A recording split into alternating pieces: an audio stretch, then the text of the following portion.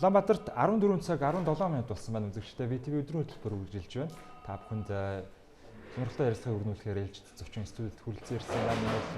Дижитал дентал шүдний эмнэлгийн зөвлөх эмч хангаах ухааны доктор Билгээ хүрэлцэн ирсэн байна. Танд энэ өдрийн мэндийг хүргэе. Сайн байна уу? Энэ өдрийн мэндийг хүргэе. За маш их ажиллаа. Хойшин тавиад манай студид хүрэлцэн ирж үзэгчд маань мэдээлэл өгөх гэж хүрэлцэн ирсэн. Танд баярлалаа. За баярлалаа та нарт ч гэсэн. Тэгэхээр сүүлийн жилүүд бол шүдний өвчлөлт манай улсад бол нэлээд газар авахулсан. За энэ шалтгаан энэ нь одоо яг ямар шалтгаанаас үүдэлтэй юм бол за бидний идэж хэрглэж байгаа хоол хүнстэй холбоотой юм болов эсвэл за энэ хөө за энэ чиглэлийн энэ салбарын хөгжлийн түвшинтэй нь бол холбоотой юм болов. За сүүлийн жилүүдэд гэхэд бас хэцүү. Яг гэвэл шүдний цоорлын өвчин гэхэд одоо 10-20 жилийн өмнөөс бол нэлээд их тархмал байгаа. Тийм шүдний өвчлөл маань өөрөө их олон төрлийн өвчнүүд байдаг. Жишээ шүдний цоорлын өвчин байна, шүдний тулгуур эдийн өрөвсөл байна, гөөлний өрөвсөл байна. За шүдний эрүүний мэдрэлийн өвчнүүд байна. Гажиг цэцлийн одоо гажигтай хүмүүс байна гэдэг юм уу, янз бүр байна. Тэгэхээр яг цоорлын өвчин буюу шүдний тулгуур эдийн өвчин, бөөлний өрөвслийн өвчин бол нэлээд их үеэс бол их тархмал байсан. Ялангуяа одоо бага насны хүүхдүүдийн тийм 3 нас хүртэлх хүүхдийн цоорлын өвчин маш ихээр ихсэж байгаа. Тэр бол их эмгэнэлтэй явдал байгаа. За тэгээд шүдний салбар маань бол 70-80 оноос хойш бол бага багаар хөгжсөөр байгаа. Одоо сүүлийн яг саяны хэлснээр бол 10 гаруй жилд бол их өсрэлттэйгээр хөгжиж байгаа л да. Тийм учраас энэ өвчлөлүүдийг эрт үе дээр нийлрүүлж байна. Онцлогоо судалгаа шинжилгээний ажлууд маш ихээр хийгдэж байна. Тийм ч учраас бол энэ өвчлөл нэлээд их тархмал байгаа юм болов гэсэн бас үр дүн харагдчихэж магадгүй. Тийм. Тэгээд энэ дээр бол яг эмчийн хувьд хэлэхэд тархуул судлал энэ өвчлөлийг одоо судалж урьдчилан сэргийлэх үйл ажиллагааг нийгмийн эрүүл мэндийн талаас нь их ажил хийвэл зүгээр юм болоо гэж бодогдож байгаа. Тэгэхээр одоо бага насны хүүхдүүд та сая дурдлаа ш. Бага насны хүүхдүүд өвчлөх байгаа. Мэдээж хэрглэж байгаа зүйлээс нь маш их шалтгаалж байгаа тийм ээ. Тийм. Яг яалтчгүй тэрнтэй холбоотой байгаа. За зөндөө олон судалгааны шинжилгээний ажлууд ч гэсэн үр дүнгуудыг харуулсан байгаа. За зөвхөн одоо хоол хүнс хэрглэж байгаа хоол хүнснээс гадна бас хүүхдийн одоо амьдралын хэв маяг, бидний амьдралын хэв маяг өөрчлөгдөж байна. Тийм. За тэгээд шүд угаалт маш сайн байх хэрэгтэй. За тэгээ урчин сэргийлэх үзлэгт бол эмчтэй байнга хянуулж явах хэрэгтэй байхгүй. Тийм тэгжээж одоо тэр өвчнийг эрт үе дээр нийлрүүлнэ. Өвчлөхөөс өмнө урчин сэргийлэх үйл ажиллагаануудыг явуулснаар тэр өвчин одоо цаашаа тархаж хүндрэлхээс хамгаалах хэрэгтэй байдаг. Таны бодлоор манай улсын эрүүл мэндийн салбар за тэр дундаа шүдний эмнэлгийн төвшин дэлхийн нийтийн жишгт хүрсэн үйлчлэгийг үзүүлж чадчих жоолоо. За эрүүл мэндийн салбар та бүхэн бүгдээрээ мэдж байх маш их сайн хөгжиж байгаа. Тэ боломжийнхаа хэрээр хөгжиж байгаа. За тэр дундаа бол шүд эрүүл нүүрний систем, нүүр ам судлалын салбар бол дэвшингүүгээр хөгжиж байгаа гэж хэлж болно. Тийм тэрийг одоо албан ёсны яам тамгын газрууд ч юм уу те одоо манай нүүр амсаа судлалын салбарыг хариуцсан хүмүүс ч гэсэн бол бас хэлэх бах. Тэгээд яг орчин үеийн одоо дэвшилтэд технологиг бол хамгийн түрүүнд шүдний салбар бол нэвтрүүлж эмчилгээ үйлчлэгийг ч гэсэн бол яг шүдний салбар маань бол тэргүүлээ явж байгаа л гэж бодож байна. Яг хоо тэгээд дэвшилтэд технологи суурилсан үйлчлэгүүдийг маш их хийж байгаа. Шүд суулгах, за хол үйдэс малч гэдэг шиг тийм ээ. За тэгээд тэдгээр нөхөн үйлчлэгээнүүд нь гоо зүүн талаас маш сайхан эргэлтэй. За эрсдэлтэй талууд нь харин юу гэдэг юм бэ? За аливаа зүйл нь болохоор эерэг болон сөрөг тал гэж байгаа. Тийм. Тэгэхээр ялангуяа сүүлийн одоо үед их хэрэгцээ болж байна л да. Тэр одоо имплант буюу шүдийг суулгаж эмчилгээ хийх гэдэг нь шүү дээ. Хүний тэр нь юутай холбоотой гэхээр одоо жишээ нь түрүү миний хэлсэн 10-20 жилийн өмнө байсан хүүхдүүд шүдээ эрт ахуулснаас болоод шүдгүү болж байна. Өсвөр насныхаа шүдгүү болж байна. Тэгээ одоо 40 настай 30 настай болоод ирэхээрээсээ яг тэр араа шүд нь байхгүй учраас тэр имплант гэдэг юм хэрэгтэй болоод ирж байна.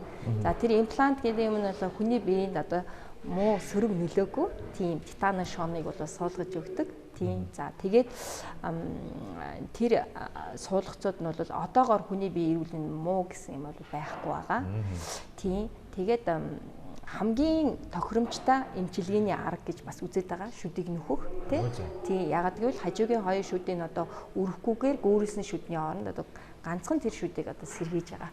Гагцхүү тэр технологиг хэн хийж гинүү, ямар машин тооны төхөөрөмжөөр хийж гинүү, ямар имплант суулгаж гинүү гэдгээс бол хамаардаг. Бас тийм. Мэдээж мэрэгчлэтнүүдээс бас шалтгаалах. Технологиг ажиллуулж байгаа өөрсдийнх нь мэдлэг ур чадвар. Тийм. Манай салбарын энэтэй холбоотой хэлэхэд бол манай салбарт бол ерөөсөө маш их олон эмч мэрэгчлэтнүүд гадаад дотоодод бол мэрэгжил эзэмсэж ирсэнээр бол би бас бахархдаг. Маш олон одоо боловсон хүчнүүд бол бас Япон, Солонгос, одоо Америктэй, Герман, барууны орнуудад бол бас докторийн зэрэг хамгаалж байна, магистрийн зэрэг хамгаалж байна. Тэгээ судалгаа шинжилгээнд дээр суурилсан эмчилгээ үйлчлэгийг бас явуулж эхэлсэн. Тийм болохоор бол энэ тал дээр бол бусад салбаруудтай харьцуулбал маш их сайн явж байгаа гэж үзэж байгаа. За түрүүний хэлсэн дэвшилтэр технологиудын нэг нь бол бас Hollywood Smile гэж байна.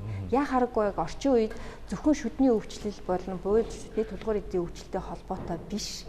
Хүний гоо сайхан энэ нийгэмд өөрийгөө авч явах, бие авч явахад одоо илүү их өөртөө итгэлтэй байх байдал, хүний өмнө өөрийгөө илэрхийлэх байдал одоо нийгмийн талын асуудлаас холбоотойгоор энэ Hollywood Smile гэдэг юм гарч ирж байна. Зөвхөн цооролгүй ч юм уу те буйлны өсгөө байхаасаа гадна бас харагдаж байгаа инээмсэглэл маань сайхан байх хэрэгтэй байдаг. Тэгэхээр тэр инээмсэглэлийг одоо бид нар жишээ нэг ажилд хүн орё те хүн орохдоо би сайхан шүдтэй л энэ хүн өөрийнхөө шүдэнд анхаардсан байна гэж жишээ нь одоо барууны орнуудад тэр хүнийг илүү их ажилд авах жишээтэй. Тийм учраас монголчууд маань ч гэсэн одоогоос тэрэнд их анхаарч байна те. За Hollywood Smile гэдэг нь болохоор манайхан бас зарим талаараа буруу ойлгодог шиг байгаа. Одоо өөрийнхөө шүдийг өрүүлээд шаазан болгох гэдэг маань Hollywood Smile гэж ойлгоод байгаа байхгүй юу? Гэтэл Hollywood Smile гэдэг маань болохоор хүн яг өөрийнхөө дүр төрхөнд тохирсон инээмсэглэлийг сэргээж чадахыг л хэлж байгаа. За тэр сэргээх арга нь янз бүр байж болно. Жишээ нь одоо өөрийнх нь шүдийн бүрэн бүтнээр нь хадгалаад хэлбэрийн засаад, өнгийн засаад тийм үү те. Аль болохоор тэр хүний эргэтэн шүү дээ те. Бид нар одоо 32 гоё эргэтэн сувдан эргэтэн заягцсан. Тэр сувдан эргэтнийг бид нар хэр олон удаан жил хадгалж үйл ажиллагааг сайн зөвөр явуулах уу? Яаж бат бөх байлгах уу? Тэгээд тэр үйлээгээ хэр сайн сэргээх үү гэдэг дээр анхаарах хэрэгтэй гэдгийг бол дэлхийн нийтээр одоо тэрлүү их хандж байгаа. Тэрнээс ш одоо нэг бас 10-д 20-од жилийн өмнө бол тийм нэг бүүм гэж болно. Нэг шүдийн өрөндөөд бүр жижигэн болгоод тэгээд ингээд гадуурн гоё шаазан хийгээд тэр шаазан шиг гоё цагаан шүд хийгээл тэр Hollywood Smile гэдэг юм хийдэг байсан. Одоо бол тийм биш басна хүмүүс илүү их натурал тал руугаа харагдах, байгалийн одоо өөрийнхөө шүдийг хадгалах тал руу их анхаардаг болсон. Тэгэхээр Hollywood Smile гэдэг юм маань зөвхөн шаазан наах биш. Ерөөсөө сайхан инээмсэглэлийг л одоо дүр төрхийг сэргээж өгөхийг л хэлдэг гэж ойлгож байна. Миний харуул тийм. Тэгэхээр шүдний өвчлөл бол мянган өвчний шалтгаан болдог гэдүүд нь ярьдаг шүү дээ. Тэгээд за цаашлаад хоолойны ангийн зүрх судасны өвчин, үе мөчний өвчин тусдаг одоо хүндэрдэг гэдэг юм уу? Энэ хэр үнэ явдаг вэ? Наа чи бүр 200% хартаа гэж хэлж байна. Яагаад гэвэл сая өөрөө чи хэлснээр зөвхөн одоо зүрх судас те ангийн хоолойны ангийн гэхээсээ гадна бусад бүх одоо амин чухал эрхтнүүдэд бас хортой нөлөөтэй гэж үзэж байна. За жишээ нь бид нар шүдээ угаахгүй те өнгөр чулуу цуглууллаа гэхэд тэр бол бидний аманд байгаа хамаг эмгэг төрөгч нянгуудыг бас цуглуулж идэг. За тэгээд тэр үржих таатай орчныг үүсгэж яадаг. Жишээ нь буйлны эргэн тойрон шүдний эргэн тойронд одоо тэр цугларсан өнгөр маань өөрөө яадаг вэхээр бидний буйланд байгаа бичил цусны судснууд байгаа тий. Тэр цусны судснуудаар токсина ялгаруулдаг. Хоруу чанар хорт бодисоо ялгаруулдаг. Тэр хорт бодис ингэж явсараа бидний судсаар очиод зүрх судасны ишими буюу тий шигдээс өвчөө үүсэх шалтгаан болж байна. За тэрийг бол дэлхийн эрдэмтэд аль хэдийн нотолцсон. За дээрэс нь тархины цус харвалтад нөлөөлж байна тий. За дээрэс нь Америкийн эрдэмтдийн судалж гаргаснаар бол өндөр наснууд ихтэй орнуудад жишээ нь уушгины хатгалгаагаар нас уралтын өндөр хувийг одоо шүдний тулгуур эд буюу бүйлийн өрөвсөлттэй хүмүүс илүү их эзэлж байна гэж аахгүй. Тийм тэгэхээр бид нар тэр бактери нянгуудыг одоо эмнэлэг төрөгчүүдийг амандаа хадгалаад байх юм бол одоо өөрсдийнхээ эрүүл мэндэд маш их сөргөөр нөлөөлдөг шүү гэдэг үз. За хуучин бол ингэжсэн л да шүдний эмч гэхээр одоо зөвхөн аман дотроо л эргэлдэж идэг гэж ойлгож байсан. Гэтэл бол тийм биш. Тэр нь бол бидний бүх одоо эргэтэн системд нөлөөлж идэг маш чухал эргэтэн буюу амны эрүүл мэндийн үүд гэдгийг одоогоор ойлгож ирсэн. Тэгээ нийгмийн эрүүл мэндийн талаас бол манай Монголд ч гэсэн одоо энийг ойлгоод тэгээ энэ талын ажлууд маш ихээр хийгдэж байгаа гэж бодож байна. Тэгэхээр амны хүндийн эрүүл мэндийн үзэлтгийг ер нь хэдий хэр хугацааны давтамжтайгаар эмчтэй очиж зүйлж урьдчилан сэргийлэх хэрэгтэй байт юм байна. За манай иргэдийн хувьд бол за шүд өвдлөө за өвдснийхэн дараа л нэг очиж үзүүлдэг. Эсвэл эмээр аргалаад өвчин намдаагаад аргалаад яваад идэг. Мэргэжлийн эмчийн хувьд бол үзэгчдэд зөвлөгөө өгөх хэрэгтэй. Наа чи яалтчгүй маш их чухал асуулт байна. Яагаад гэвэл бид нар одоо Монгол улсдаач дэлхийн нийтдээ ч одоо төрүүнээс хойш хилээд байгаа нь урчин сэргийлэх болоод байна шүү дээ. Нийгмийн эрүүл мэнд. За тэгжид бидний амьдралын чанар сайжрна. Бидний эрүүл сайхан явна, эрч хүчтэй явна. Тэгэхээр харьцангуй эрүүл хүн буюу одоо өөрөөр хэлэх юм бол шүднийхээ цоорлуудыг эмчилсэн. Бөөл шүднийхээ тулгуур эдийн эргэн тойрны одоо өвчлөлийг эдгээсэн харьцангуй намжаацсан тийм хүмүүс байж болно. Тэр хүмүүсээ 6 сарда нэг удаа шалгуулж авах хэрэгтэй. За 6 сар тутамдаа тэр шүдээ шалгуулад яагаад гэвэл шүд цоорлын өвчин гэж яриа л да. Тэр маань болохоор тэр хүндэлж явдаг өвчин баггүй юу? Жишээ нь паалангийн гаднаас тэр хүчлэг орчин үүсгэсээр бактерийн гууд нэвтрээд орчие гэж одоо тий. Нэвтэрч ороод паалангийн доороогоо тугалмаа арай зөөлөн давхаргыг доогуур нь идчихдэг байхгүй юу? Энгийн үгээр хэлэл тэгж хэлж байна. Идчихдэг. Тэгээд дээдлийн хамгийн одоо тэр хатуу байгаа бидний биед хамгийн хатуу яс гэж ярьдгийг паалангийн давхарга чинь одоо нөгөө нэг нинжа нар ингээд газар ухаад доошо цөмрөөд орлоо гэдэг штэ. Тэр нь шиг тиймэрхүү процесс явагддаг гэж хэлж болно. Одоо хүмүүст ойлгомжтой хэлж штэ тий. Тэгээ бактери цугларлаа, доогуур нь арай тугалмаан зөөлөн давхаргыг нийтлээ. Тэгээд тэр цөмрөөд том нүх гарсны дараа хүн мэддэг. Эсвэл тэр нь архагаар шүднийхээ мэдрэлийг өргөсүүлсний дараа хүмүүс мэддэг. Тэ? Тэгэхээр тэр шүдний цоорл гэдэг өвчин маань өөрөө тэгж хүндэлж явдаг учраас тэрийг хүн ингээд хараад за доод шүдээ бол хүн ингээд толинд хаяа хараад харчиж болно тий. За тэр нь том нүх юм уу эсвэл доороо нилээ цоорл явцсны дараа хар тол бүүссний дараа хүн мэддэг. Гэтэл эмч үзлээ гэхэд тэр 6 сарын туршид тань шинээр цоорл үүссэн байна уугүй үзэх боломжтой. Онцлох боломжтой. За та тэгээд 6 сар тутамдаа гоё бөөлөө цэвэрлүүл чинь. Одоо тулгуур эдийн өргөсөл болон зүрх судасны өвчин, одоо тэр уушигны хатгалгаа тий, хотоодны хеликобактери үүсэх, тэгэл тэр бөөрийн архаг өргөслүүд эдэр чинь хүртэл стрептококк, стафилококк үүсгэгдэж штэ. Тэр чинь аманд байгаад байгаа. Тэр болгоо чи цусаар тархаас нь өмнө бид нар цэвэрлээд урчин сэргийлчихнэ гэсэн. Тэгэхээр та 6 сар тутамдаа эсвэл улиралдаа бол ирж явах хэрэгтэй. За хэрвээ асуудалтай хүн байх юм бол нэг сарын дараа ирж болно. Нэг сарын дараа ирээд шалгуулад тэр нэг сарын хугацаанд тэр хүн өөрийнхөө амны хүндийн эрүүл ахуйг сайн сахиж чадаад зөв өнгөрөө арилгаад тий нэмж одоо цоорл үүсгүй одоо хамгийн энгийн өвчнүүд нь шүү дээ. Тийм юм үүсгүй тохиолдолд бол тэр хүн 3 сараар явж болно. 3 сарын дараа ирээд гайгүй ах юм 6 сарда ирж байна. Тэгэхээр хүн хамгийн наазах нь жилдээ 2 удаа заавал үзүүлж явах хэрэгтэй. Тийм байгаа. Тэгэхээр бага насны хүүхдийн хувьд бол арай өөр байдаг уу? Хугацааны хувьд бол илүү урт ч юм уу, богино ч юм уу, сүүн шүдтэй байх хугацаанд ч юм уу. Тий, ерөнхийдөө адилхан. Тэгэхээр нөгөө хүмүүсийг альва хүний бага насны хүүхдтэй нөө, тий, өсвөр насны хүмүүс нөө эсвэл насанд хүрэгчтэй нөө, өндөр настай байна уу гэдгээс хамаарат тэрий зөв амны хүндэд нь байгаа өвчлөөс нь групп болгоод бүлэглээд хуваачтай. Жишээ нь эртэл бүлгийн хүмүүс гэдэг нь шүү дээ. Одоо нэг хүүхд жишээ нь ээж жирэмсэн байхдаа хордлого өгчээсэн байж болно тий. Хордлого өгчээс нэлээ их хордлоготой. Тэгэнгүүт ээжийн эрдэс бодис их алдагддаг. Урагт очих эрдэс бодис багасдаг. Тийм учраас тэр үед одоо жишээ нь ураг 2 сартай хахад нөгөө нэг анхны сүүн шүднүүд нь тавигдчих эхэлдэг байхгүй юу? Гидсэн хөвлөд байх та. Тэгэхээр тэр үед нь их одоо маш их хордлоготой байсан бол нөгөө нэг паалангийн чи эрдэсжүүлж явах хэвээр эрдэс, кальц, фосфор тий одоо тэр хэмжээ алдагдаад ирэхээр нөгөө хүүхэд нь манай хүүхэд дөнгөж төрөө шүдэн ургангуудаа ингээд харлаад тасарсан гэж ярьдаг шүү дээ тий. Тиймэрхүү тохиолдолд маш их байдаг. За тийм юмнууд бас үүсч болдог. Тэгэхээр ихийг жирэмсэн байхаас нь эсвэл одоо хямжих ёстой байдаг. За эрсдэлт бүлэг буюу цооролт өртөмтгийн хүүхдүүд байж болно. Тийм хүүхдүүдийг бол ойр орхоо үзүүлж явах хэрэгтэй. За манайх бол нөгөө тэр шүдээ яаж арчлах уу те дөнгөж хүүхдийн сүүн шүд гарахаар яаж тэрийг арчлах уу тэрийг бас сайн зааж өгтiin. Тэгээ ер нь урчин сэргийлэх тал руу их хандлага явуулдаг л да. Тийм тэгжээж одоо тэр хүүхдийн амьдралын чанар сайжирна штэ. Яагаад гэвэл ингэдэг байхгүй ээж нь ингээд хүүхдэд чоко бай бариулсан. Эсвэл жуус уулгацсан ороод ирдэг. Тэгээ хүүхдийн бүх шүдэн цоорхоо. Гэтэл тэр хүүхд өөр юм идэж чаддгүй. Яагаад гэвэл мах идэж чадахгүй шүү. Яагаад гэвэл тийм том цооролтой. Тийм тэгэхээр хоол идэхээр нөгөө хүүхдийн чинь шүдэн өвддөг. Тэгээд юм идэхийн тулд нөгөө юм идэлхийн тулд ээж нь дуртай юм өгж байгаа гэж ихэр жимсээ нөгдөг. Тэгээ улам бодохдаг тиймэрхүү юмнууд байгаа. Харамсалтай харин тийм. Тэгэхээр нас сахад ирэхээр одоо нэг ямар нэг шалтгаанаар шүд өвчлөөгүй гэж сулраад ч юм уу унах тохиолдлууд бол байдаг. Тэгэхээр энэс яаж үргэлжлэн сэргийлэх ёстой юм бол? Ялангуяа одоо ингээ залуу багтаа ч юм уу тийм зөв штэ. Тэр биш штэ цооролтой ерөөсөж холбоогүй. Төрөний хэлсэн миний шүдний эргэн тойронд байгаа бактерийн гоо цуглуулад байгаа штэ. Тэр нөө буйлны өргөсөл гэдэг юм. За хамгийн эхлээд буйлны өргөсөл үүсдэг.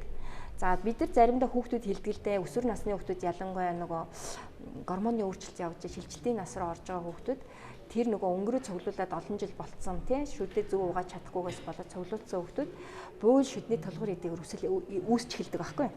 Тэгээд шүдээ угаахад би ингээд цус гараад идэв. Тийм учраас би шүдээ угаад чаддгүй одоо цус гараад байгаа юм чи айгаад угаахаа болчдөг гэдэг. Гэтэл буйлнаас цус гарж ийна гэдэг чинь хамгийн ихний шинж тэмдэг байхгүй. Шүдний тулгуур эдийн өргөсөл буюу насанд хүрээд одоо тэр шүд сулраад унах хамгийн анхны шинж тэмдэг гэж хэлж болно. Тэгэхээр буйлнаас цус гарч л байгаа бол одоо тэр буйл намайг эмчтэр аваач чижээ гэсэн анхны шинж тэмдэг.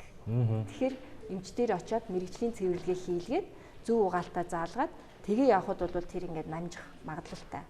За тэр шүд сулраад унж байгаа юм нь бол төрөний хэлснээр буй шүдний тулгуур эдийн өргөсөл гэж. Шүдний тулгуур эд гэдэг нь юу юм гэхээр шүд байгаа штэ.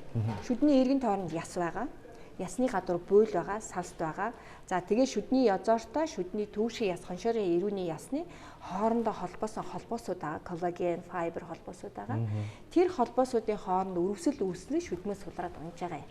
Өөрөөр хэлэх юм бол фундамент байшингаар бол фундамент нь тий одоо нөгөө намган дээр барьсан фундамент шиг тий хичнээн шилэн гоё байшин байгаад фундамент нь сул байх юм бол нураад унна шүү дээ. Тэрнтэй адилхан тэрийг хэлж байгаа юм. Тэгэхээр тэр маань хамгийн гол шалтгаан бол бактерийн гаралтай байдаг. Тэгэхээр шүдээ зөв угаах хэрэгтэй. Мэргэжлийн эмчид одоо зөвлөгөө авч явах хэрэгтэй. Тэрнээс гадна бас олон янзын шалтгаанууд байдаг л да. Дотоод болон гадаад шалтгаан гээд тэгээд жишээ нь одоо эцэг эхээсээ улам нөгөө үе дамжиж ирж юу гэдэг лээ мэдээлэлээр ирж болно гений мэдээлэлээр чинь ээж аав нь аль нэгэн ч юм уу эмээ өвөө нь аль нэгэн тийм суларч шүдэн суларч ундаг өвчтэй байсан бол тэр ирээдүйд тэгэх эрсдэлтэй яагаад гэвэл тэр мэдээллийн код нь ингээд өгөгдсөн байдаг тэгээд тийм насны тийм хүүхдүүд ээж нь тийм байсан бол шүдэндээ сулраад ундаг байсан бол одоо хүүхдэд заавал эрт үед нь үзүүлж явах жишээтэй. Тэгээд тэр өнгөр мянган сайн авч чадах юм бол тэр өвчнөр хүндрэхгүй одоо эрт шүдгүүдэд хүрнэ гэж байгаа л да. Тэр чинь болоог багт шүд унтчих шүү дээ тий. Тэгэхээр тэр шүдгүүдэд орохгүй тулд одоо эмчилэл үзүүлэх хэрэгтэй. Тийм. Тэгэхээр та бүхэн ярилцлага бол үзэгчдэд маш сонирхолтой санагдаж байгаа. Гэр бүлийн гишүүн бүрт хэрэгтэй нөхөө сэдвийг өндөж зочныхоо ярилцлагыг өрнүүлж байгаа. За тань дээр очиж үзлэг хийлгийа гэвэл хаана очих вэ? Ер нь мөн танай эмнэлэг бол ямар үйлчлэгийг үзүүлдэг бол үнэртгийн хувьд л хийдэг юм бол үзэгч нь бол сонирхолтой байгаа юм. За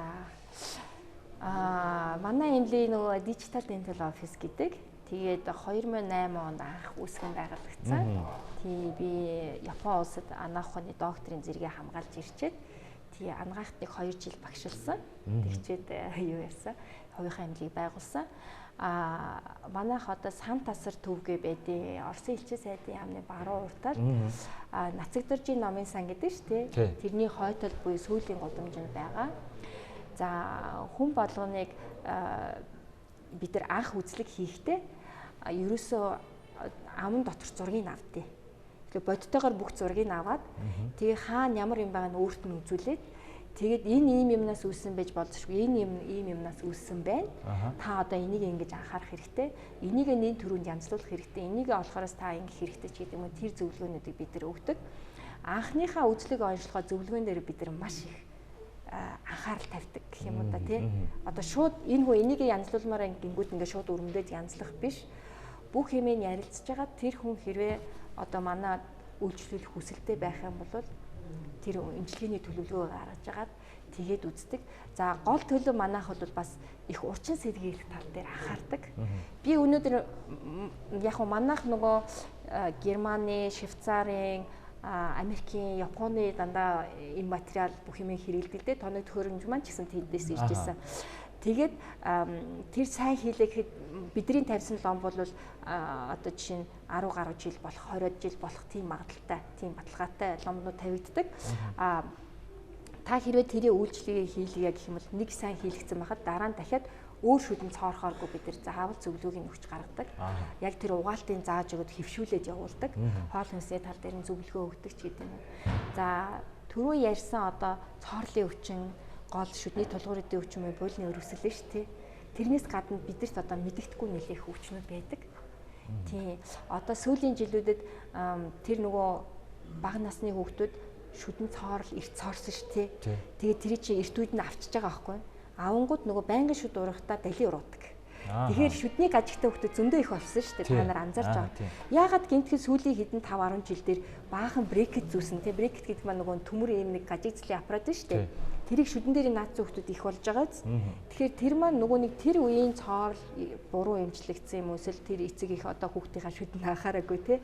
Тэгээд эрт үед нь шүдэн авахснаас болоод буруу ургаж байгаа. За нөгөө талаар бас мэдээж ийлэг хоол хүнсний хоол хүнсний найрлага өөрчлөгдөж байгаатаа бас холбоотой болов гэж бодож байна. Яг л Япон улсад бол тийм шүдний гажиг, игнэний гажиг маш их байхгүй юу? Тэд нар олон зуун жилийн туршид одоо тэр нөө зөүлийн мэдээс хэвшсэн. Тэгэхээр эрүү хоншорын ясны хөгжил багтай. Тэгэнгүүт шүднүүд том ургаад ирэхээр дали ураад тиймэрхүү тенденц харагддсан болов гэж бид нар үздэг. Монголчууд болохоор эртээр үед болохоор их тийм гоё цагаан идэ тий хатуулаг хоол хүнс мах байлаач аюугаа хатуу тий ингэж ажиллууртаа мах эдэр иддэг байсан шүү дээ тий. Тэгээд тэр эднэр чинь бас нөлөөлөд бидний Монгол гэдэг хүний одоо шүд эрүүний системд маш сайнаар нөлөөлжсэн. Бидний өвөө эмээнэр бол хизээчтэй нэг цоорлоо гэж ярьдгүй байсан шүү дээ бараг л тий. Гэтэл сүүлийн жилүүд л одоо тийм юм болоод тий. Тэгэхээр тэр гажиг заслын эмчилгээг хийгээд хийснийхэн дараа одоо тэр шинэ игнэнд оруулаад зөв игнэнд оруулсан шүднүүдийг одоо бат бөх байршилтай зөв хоршдог байхгүй одоо дээдлийн шүдний игнэнд байгаа шүднүүд доод шүднүүд хоорондоо хорших хэвээр зөв цэгээр хоршиж байгаа хэвээр. За тэгээд бидний эрүүний систем ч өөрөө ингээ хөдлөөд тэгж жагаад жажлах хорших цэгүүд нь зөв бэжэж тэр хоол ундыг бутлах байхгүй. Гэтэл тэр цэгүүд нь алдагдаад тий жишээ нь гажигаа засуулахгүй яваад байвал тийм цэг алдагдсан байна. За гажигийн заслын эмчилгээг хийсэн мөртлөө дараа нь хошиггүй цэгүүдийн тогтвортой болгож чадаагүй байл тэр эмчтэй тэр бас ингэж яваад байдаг. Тэгэхээр тэрнтэй холбоотойгоор эрүүний үений өрөвсөл, эрүүний үений өвчин үүсэж байна тий деформацууд байн өөрчлөлтүүд үүсэж байна. Эрүү шаймат аллерч гэдэг юм үүсэж байна. Дээрээс нь бас шүд эрүүн нүүрний системийн шүдний хатуу ид гэж ярьж одоо нөгөө паалган биш тийм ингээ харагдаж байгаа байдал. Тэр эднэр маань илэгдээд байдаг. Та бүхэн анзаарч ирсэн үгүй зарим хүмүүс ингээд шүд нь илэгдсэн намхан болцсон. Нэг тийм хүмүүс байдаг шүү дээ тий. Тэгэхээр тэр юунаас үүсэж байгаа гэхээр нөгөө л дээд доод шүдний хоорондын хорж байгаа цэгүүд алдагдсанаас болдог байхгүй. Тэгэхээр тэр зөв хоршихгүй байгаа учраас бидний эрүүн нүүрний систем энэ булчин эрүүний үе одоо шүднүүд тий шүдний тулгуурыг эргэн тойронд байгаа нөгөө холбоосууд тий тэрднэр чинь бүгдээрээ хоолнд ажиллахад яаж буталж яаж ингэж ажиллаж явах хэрэгтэй гэдэг мэдээлэлтэй байдаг. Тэр мэдээлэл буруу болоод ирэхээрээс одоо энэ талын булчин илүү чанга татаад энэ талын булчин айлаж зөөлөн татах ч юм уу тий яагад бол тэр хорших цэгүүдээ олоод байна шүү хайгаад тийм юмнууд болсноос болоод эмгэг илэгдэл гэдэг юм үүсэж байна. Шүд одоо илэгдээд намхан болж байна. Дээрээс нь шүдний хүзөвчүүд одоо ил гарчлаа гэж ярьдаг. Та нар мэдчихсэн үгүй юу? Миний буулны энд ингээд заримдаа сой зөр анги өрхөр маш их өвддөг гэж яг гээд өвдөөд эсвэл халуун хүйтэн мэдрээд эхэлсэн. Тэгсэн мөртлөө цоорл биш те. Тэгэхээр тийм шүдний хатуу эдийн эмгэгүүд ихээр үүсэж идэг. Тэгэхээр тэр маань цоорл болон тэр нөө бактерийн нянгаар үүсгэж байгаа өвчнөд ерөөсөө ч холбоогүй. Тэр бактери үүсгэхдэггүй нэ штэ. Тэгэхээр үүлийн одоо буруу үйлдэлтэй буруу үйл хийж байгаа холбоотой үүсэж байгаа. Тэгээд тэр нь олон жил тэгэж буруу явсаар агаад эрүү дуурдаг болсон, ангаахаар мултардаг болсон ч гэдэг юм уу. Тийм юм үүсдэг байхгүй. Тэгэхээр тэрийг ч гэсэн бид нар бас эртүүдээр нь оншилдог байгаа. Тийм. Маш их баярлалаа. Та бүхэн ярилцлагын өргөд өндөрлөж байна. За маш хэрэгтэй мэдээллүүдийг манай үзэгчдэд өгсөн танд баярлалаа. Үзэгчдээ студид өнөөдрийн сэдвийн хүрээнд дижитал дентал шүдний эмнэлгийн зөвлөх эмч анагаах ухааны доктор бэлгээ оролцлоо. Таны цаашдаа ажилд амжилт хүсье. Баярлалаа. За баярлалаа. Манайч амжилт хүсье. Баярлалаа. Үзэгчдээ та бүхэнд VTV өдрийн хөтөлбөр үргэлжилж байна. Завсарлагын дараа иргэн уулзах болно.